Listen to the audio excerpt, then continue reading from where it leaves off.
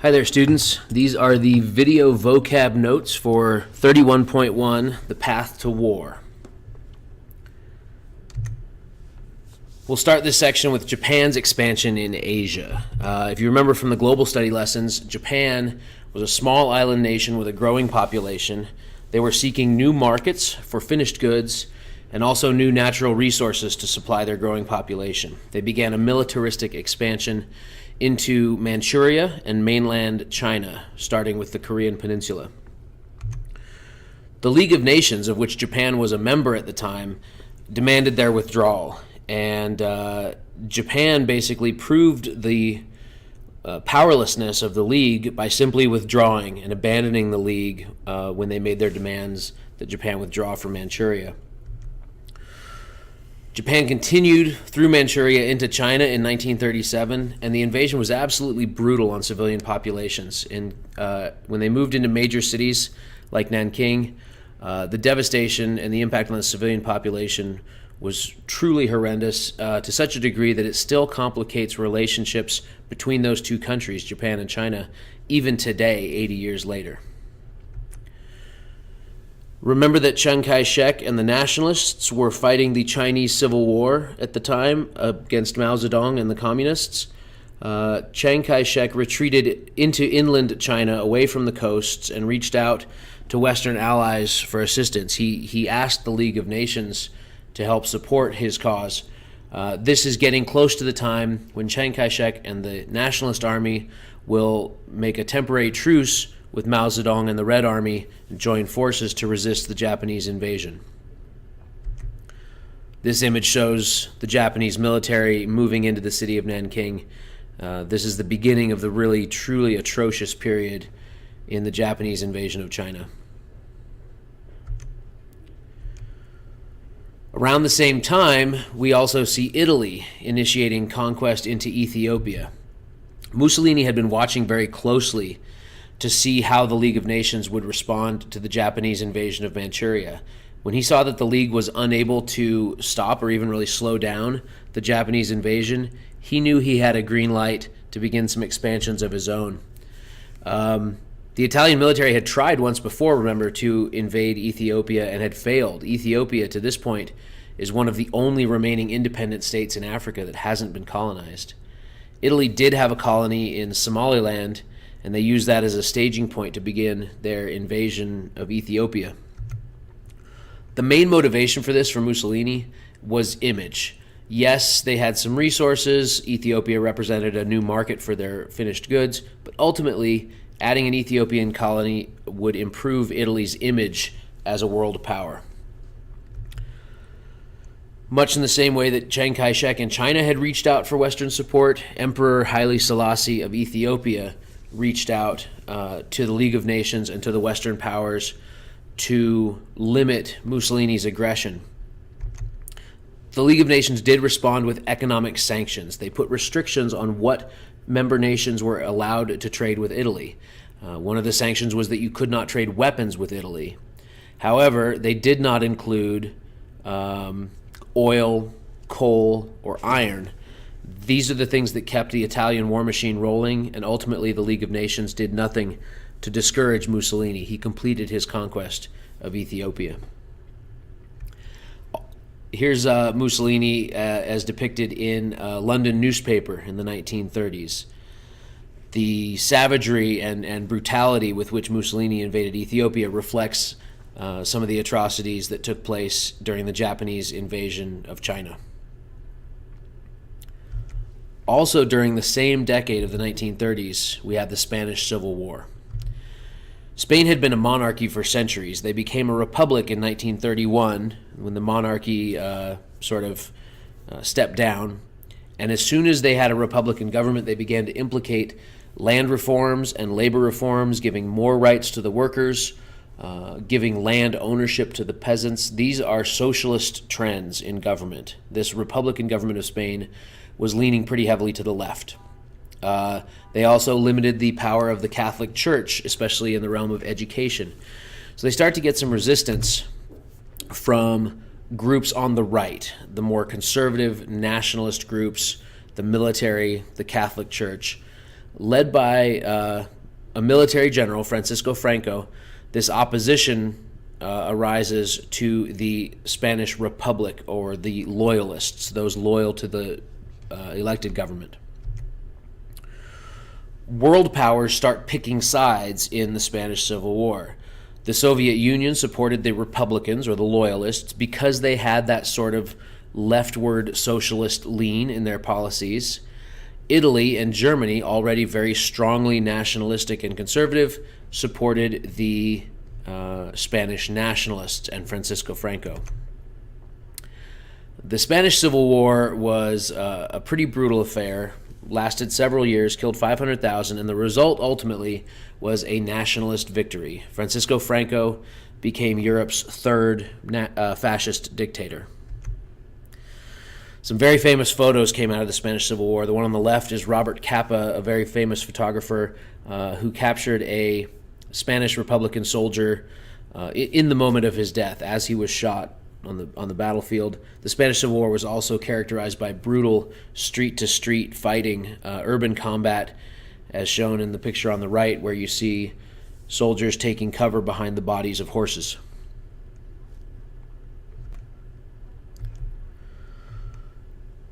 And now we come to Hitler's Germany. So far, the 1930s have been characterized by the Japanese invasion of China, the Italian invasion of Ethiopia, and the Spanish Civil War. Now we come to Adolf Hitler, who takes advantage of all of this chaos to start making some offensive moves of his own. He characterized all of these moves as a need for Lebensraum, or living space. It literally translates to living room. The first thing he did was he remilitarized the Rhineland. The Rhineland is a stretch of German territory along the border with France. After World War I and the Treaty of Versailles, Germany was forbidden from having any military units in that border territory with France.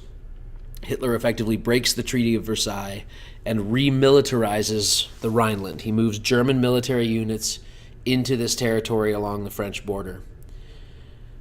He also annexed Austria in what is called the Anschluss. It's a reunification. Hitler thought that all the German-speaking people of Europe should be in a single nation and under a single flag. So he reached out to the German communities of Austria and ultimately was able to take over, mostly politically, somewhat militarily, take over the nation of Austria and add it to his growing German state. It's called the Anschluss. France and Britain objected to all of this, but they, fresh out of World War I, they did not want another conflict with Germany. So they sort of objected, but let this continue under protest. At the same time that he is militarizing the Rhineland and annexing Austria, Hitler and Mussolini formed a pact called the Rome-Berlin Axis. This is why that side in World War II is called the Axis powers. They imagined that between the cities of Rome and Berlin, the capital cities of those two states, would be an axis around which all power in Europe would revolve. Japan eventually will join the Axis powers as well. Joseph Stalin of the Soviet Union saw this alliance taking shape, and he urged the Western powers to sort of stand together with him against the development of this axis. But the Western powers, as much as they didn't like what they were seeing in Hitler's Germany and in Mussolini's Italy, they were also very wary of Stalin's communist Soviet Union as a growing power. And they were also very wary of heading too quickly toward another war. So the Western states, France, Britain, sort of dragged their heels in forming a solid resistance with Stalin. With no real resistance, Hitler keeps rolling. He claims next the Sudetenland, which is the German-speaking part of Czechoslovakia. There were a handful of Germans in western Czechoslovakia under the premise of Lebensraum, or living space for the German people, and reuniting the Germans under a single flag, this strong German nationalism. First, Hitler claims the German-speaking parts, and then ultimately the rest of Czechoslovakia as well. When Hitler makes his claim on Czechoslovakia, we have what's called the Munich Agreement. The leaders of Europe meet in Munich, a city in Germany, among them Neville Chamberlain, the British Prime Minister. And at this point, he brings forth this policy of appeasement, which is basically giving the Germans most of what they want in exchange for peace. For example, they barter with the German-speaking parts of Czechoslovakia. They say that Hitler can have the Western German-speaking Sudetenland as long as he leaves the rest of Czechoslovakia independent and autonomous. Hitler agrees to that initially, and then very soon violates that agreement by moving into the rest of Czechoslovakia. Neville Chamberlain, as British Prime Minister, is sort of notorious in history for this policy of appeasement, of giving in, of granting Hitler what he demands in exchange for peace.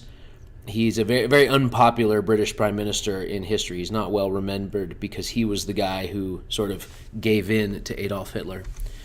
Here's two different images of the German arrival in Czechoslovakia. On the upper left, you see the German minority in Czechoslovakia cheering very happily the arrival of a German armored unit. They're waving, they're cheering, they feel like the German state has come to support them. However, on the lower right, you now see Czech citizens having been expelled from their own country, carrying whatever possessions they can pack and carry on their own, and looking for a place to stay, having been forced from their own state. Those two photographs were taken in the same year, 1938. So how does all this come together and reflect the imminent conflict that is World War II? Well, he's very encouraged by his success in Austria and Czechoslovakia. Hitler has seen no real resistance, just sort of a token political opposition, but no real military resistance. So he continues his expansion. He claims for Germany the German-speaking parts of Lithuania, a small state in the Baltics. He also demands that the Polish corridor be returned to Germany. The Polish corridor was a thin strip of land connecting Poland to the Baltic Sea. That little strip of land in Poland actually splits a part of Germany. It isolates a part of Germany from the main German state. Hitler demands that that be returned as well. Britain and France were watching this shaping up in Eastern Europe. Lithuania, Poland, the rest of the Baltic states. It was clear that it was going to come down to Hitler's influence versus Stalin's. And Britain and France weren't really sure whose influence they were more comfortable with. The very strong nationalistic Adolf Hitler or the authoritarian communist Joseph Stalin. Neither was democratic in the least. Both were extremely powerful and expansionistic. Britain and France just weren't sure which way they wanted to see Eastern Europe go. This is the point where the final sort of tipping point arrives. Britain and France were kind of hoping that Stalin would provide some opposition to Hitler's expansion. And quite the opposite. Stalin and Hitler make a deal. It's called the Nazi-Soviet Non-Aggression Pact. They basically agree not to step on each other's toes too much. They agree to, if one were to go to war, the other would sort of stay out of it and let that conflict play out without getting involved. Ultimately, they're basically dividing up Eastern Europe. The implied deal is that Hitler can have the German-speaking parts of Western Poland. Stalin can have Eastern Poland and the Baltic states of Lithuania, Latvia, and so forth. This is a big disappointment for Britain and France, who were hoping that Stalin would make a strong stand against Hitler's expansion. At this point, having made peace with the Soviet Union in the East and having seen little opposition from Britain and France in the West, Hitler rolls into Poland in 1939. At this point, though, he misjudges the British and French willingness to tolerate his continued expansion. Britain and France have had enough at this point. They declare war on Germany in 1939. There's some great political cartoons on the Nazi-Soviet Non-Aggression Pact. Hitler and Stalin shaking hands over a map of Poland, but it looks like both of them ready to draw, guns on the other. This wonderful one. Those in the background there, you see the Baku oil fields of Eastern Europe. Hitler and Stalin arm in arm, marching off towards the oil fields. And then finally this charmer. I wonder how long the honeymoon will last. I'll leave you with this image. The German military marching into the city of Warsaw in Poland in 1939, effectively the beginning of World War II in Europe.